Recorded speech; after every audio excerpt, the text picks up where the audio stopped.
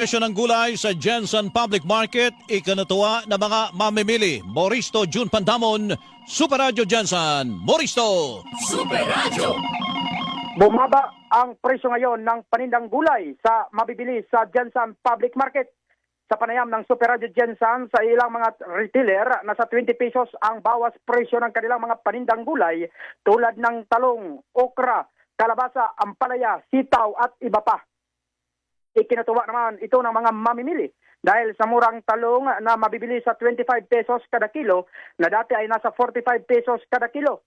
Ang okra na dati ay nasa 35 pesos kada kilo, ngayon nasa 20 pesos kada kilo.